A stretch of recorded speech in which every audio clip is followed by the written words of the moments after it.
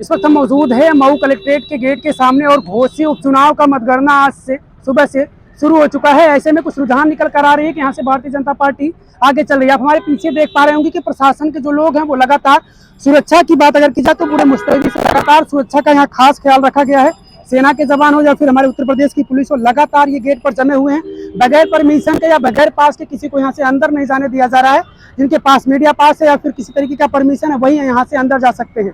ऐसे में अगर मैं वोटिंग के पहले की बात करूं तो भारतीय जनता पार्टी हो या फिर समाजवादी पार्टी हो, दोनों पार्टियों ने अपनी पूरी ताकत झोंक दी थी इस घोसी को जीतने के लिए। भारतीय जनता पार्टी के तमाम मंत्री लगातार घोसी की गलियों में, घोसी के रोड पर नजर आ रहे थे, घोसी के गांव में नजर आ रहे थे। बीजेपी की जीत की अपील कर रहे थे, दारा सिंह को विधायक बनाने की लगातार अपील कर रहे थे। वहीं समाजवादी पार्टी की अगर बात की जाए तो अखिलेश यादव जो समाजवादी पार्टी के राष्ट्रीय अध्यक्ष हैं वो भी घोसी में यहाँ पर आए थे और घोसी की जनता से अपील किए थे कि उनके पार्टी के जो प्रत्याशी हैं सुधाकर सिंह उनको विधायक बनाए।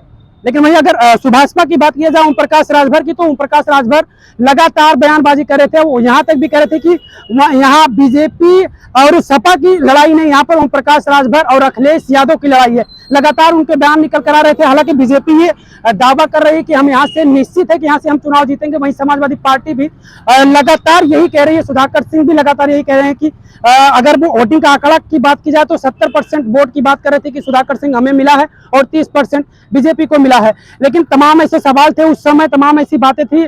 बीएसपी की अगर बात की जाए तो बीएसपी का यहाँ पर कोई मैदान में प्रत्याशी नहीं था। ऐसे में जो बीएसपी के वोटर थे, दलित वोटर थे, उनके ऊपर भी लग रहा था कि आखिर जो बीएसपी के वोटर वो जिधर जाएंगे जीत निश्चित वही है।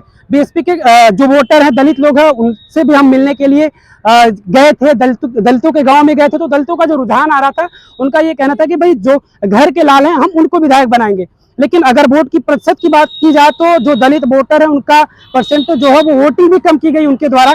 ऐसे में क्या कुछ निकल कर आता है ये तो धीरे धीरे समय बीतता जा रहा है। समय जिस तरीके से बीतेगा वो शाम तक तय हो जाएगा कि घोसी का किंग कौन बन रहा है, घोसी का विधायक कौन बन रहा है, घोसी का बादशाह कौन बन रहा है। लेकिन जिस तरीके से दोनों पार्टियां ने अपनी पूरी ताकत झोंक दी घोसी में, ऐसा लग रहा है कि ये जो आने वाला 2024 का लोकसभा चुनाव है इसको सेमीफाइनल मुकाबला माना जाए, क्योंकि दोनों पार्टियों ने कोई कसर नहीं छोड़ा इस घोसी को जीतने के लिए। लगातार लोग यहाँ पर जमे हुए थे। कोई ऐसा दिन नहीं था जिस दिन बीजेपी का कोई भी मंत्री यहाँ पर नहीं हो, या समाजवादी पार्टी के परिवार की भी बात की जाए, अखिलेश यादव हो या फिर उनके भाई राम गोपाल शिवपाल या जितने भी समाजवादी पार्टी के तमाम कार्यकर्ता, तमाम बड़े बड़े नेता हैं, वो लगातार घोसी में जमे हुए थे, अपने प्रत्याशी को विधायक बनाने की लगातार अपील कर रहे थे। आप देख पा रहे होंगे कि पीछे लगातार यहाँ पर सेना के जवान लगे हुए हैं, हमारी उत्तर प्रदेश की पुलिस लगी हुई है, सर और एसपी सारे जो भी प्रशासनिक अधिकारी हैं लगातार यहाँ पर जमे हुए हैं। और जिनका परमिशन या जिनके पास है उन्हीं को गेट के अंदर जाने दिया जा रहा है। लेकिन शुरुआती रुझान निकल कर आ रहा है, जानकारियां मिल रही है कि भारतीय जनता पार्टी यहाँ से आगे चल रही है। ऐसे में जब लगातार काउंटिंग होगी फिर कौन आगे चल रहा है कौन पीछे चल रहा है, ये लगातार हम आपको सूचनाएं आप तक पहुंचाते रहेंगे और ये शाम तक ये निर्णय हो जाएगा कि आखिर घोसी का किंग कौन बना। धन्यवाद।